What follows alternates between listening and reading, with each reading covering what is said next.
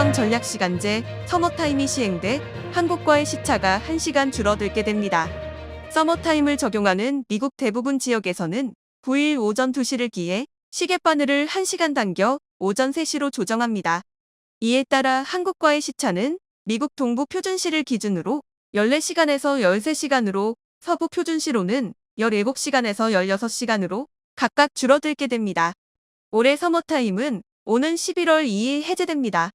미국의 서머타임은 연방법에 따라 매년 3월 둘째 일요일에 시작해 11월 첫째 일요일에 종료합니다.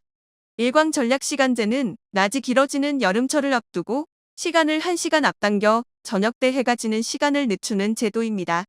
에너지를 절약하고 경제활동을 촉진하자는 취지로 미국에서는 애리조나와 하와이, 괌, 푸에르토리코 등을 제외한 전 지역에서 적용하고 있습니다. 하지만 매년 2차례 시간을 조정하는 번거로움과 사회적 비용, 수면 시간 변화에 따른 건강 문제 등을 이유로 존폐 논란이 계속돼 왔습니다. 미 상원이 2022년 3월 서머타임을 항구적으로 적용하는 이른바 햇빛보호법을 통과시켰으나 하원에서 처리되지 않아 자동 폐기됐고, 이후에도 의회 차원의 서머타임 폐지 시도는 번번이 무산됐습니다. 하지만 도널드 트럼프 대통령이 2기 취임을 앞둔 작년 말 서머타임 폐지를 추진하겠다는 뜻을 밝혀 귀추가 주목되게 있습니다. 트럼프 대통령은 작년 12월 13일 트루스 소셜에 올린 글에서 공화당은 일광절약시간제를 없애기 위해 최선의 노력을 다할 것이라며, 일광절약시간제는 불편하고 국가적으로도 비용이 많이 든다고 지적했습니다. 도널드 트럼프 미국 행정부가 4일 앞서 한 달 연기했던 캐나다와 멕시코에 대한 각각 25%의 관세 부과를 시행하고, 중국에 대한 추가 관세를 기존 10%에서 20%로 인상하면서 미국 물가 상승 우려는 한층 커졌습니다. 트럼프 행정부는 관세 부과로 제조업 등 미국 산업을 보호할 것이라고 주장하고 있습니다. 하지만 경제학자들은 이런 관세로 부과로 미국 내 수입품 가격이 올라 미국 소비자들의 지출 부담이 커질 것이라고 경고합니다. 상품을 수입하는 미국 기업이 관세 부담을 해결하고자 수입 규모를 축소해 공급량을 줄이거나 제품 가격을 인상하는 방법을 선택할 것으로 예상되기 때문입니다. 관세는 트럼프 대통령의 경제 계획의 핵심입니다. 대선 운동 당시 미국의 주요 무역 파트너국에 대한 수입 관세를 도입하겠다고 공언한 바 있습니다.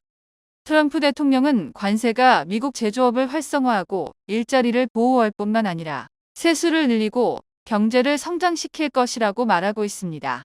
미 백악관은 트럼프 대통령은 멕시코, 캐나다, 중국이 불법 이민자 유입을 중단하고 유해한 펜타닐 및 기타 마약류가 미국으로 유입되는 것을 막겠다고 약속한 것에 대한 책임을 묻고자 과감하게 조처하고 있다고 설명했습니다. BBC, 블룸버그 통신, CNN 등 주요 외신을 종합하면 이번 관세 부과로 주류, 아보카도, 메이플 시럽, 식료품부터 장난감, 휴대전화, 자동차, 원유 등 미국인 생활과 직접적으로 연결된 제품들의 가격이 모두 오를 것이라 전망했습니다. 미국 인구조사국에 따르면 지난해 미국에서 수입된 3조 4천억 달러 상당의 제품 중 캐나다, 멕시코, 중국산 제품은 41%를 차지했습니다. 가격이 가장 많이 오를 것으로 예상되는 제품은 자동차입니다.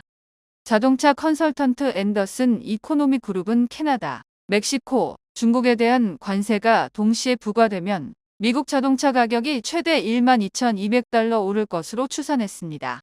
세부적으로 미국 소형차 가격은 6,200달러, 픽업 트럭은 8,000달러, 풀사이즈 SUV는 9,000달러 오를 전망입니다. 배터리가 탑재되는 전기 크로스오버 차량은 12,200달러가량 오를 것으로 예상됐습니다.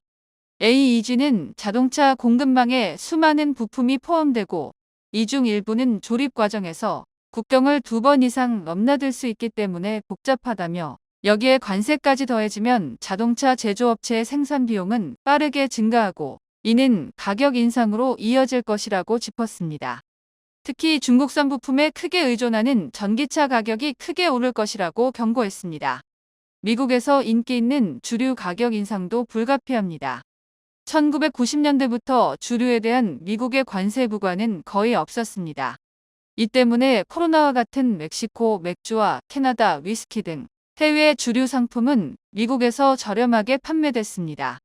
하지만 멕시코와 캐나다 수입품에 대한 25% 관세가 부과되면 이들 주류 가격이 그만큼 오르게 됩니다. 아보카도, 메이플 시럽 등 식료품 가격도 오를 것으로 예상됩니다. 미국에 공급되는 아보카도의 90%가량이 멕시코에서 생산됩니다. 캐나다에서 생산되는 메이플 시럽의 60% 이상이 미국으로 수출되고 있습니다. 워싱턴 포스트는 미국이 지난해 멕시코에서 99억 달러 상당의 채소와 110억 달러 이상의 과일 및 냉동 주스를 수입했다며 미국 소비자들이 관세 영향을 가장 먼저 느낄 수 있는 곳 중 하나는 식료품 판매대라고 전했습니다. 이러한 조치에 맞서 중국 또한 자체 관세 보복에 나섰고 지난 10일부터 발효되었습니다. 미국의 대중국 추가 관세 발효 직후 미국산 농산물에 10에서 15%의 관세를 부과하고 일부 기업의 수출 통제 조처를 내리는 등 맞대응에 나섰습니다. 미국의 관세 부과로 시작된 미중 무역 갈등이 격화하는 모양새입니다. 4일 중국 국무원관세세칙위원회는 미국산 닭고기, 밀, 옥수수, 연화 등 총 29개 품목에 15%의 관세를 부과하기로 했다고 밝혔습니다. 콩, 돼지고기, 쇠고기, 수산물, 과일, 채소, 유제품 등 총 711개 품목에도 10% 관세를 더하기로 했습니다. 이번 조처는 지난 2월 초 1차 10% 관세 부과 이후 대응보다 미국에 더 큰 타격감을 줄 것으로 보입니다. 중국은 미국 농산물의 대체 불가능한 수출 시장으로 여겨지고 있기 때문입니다. 트럼프 일기 때 무역 전쟁 영향으로 미국 농산물의 대중국 수출량은 감소했지만 이후 회복세를 보였다고 AP통신은 전했습니다.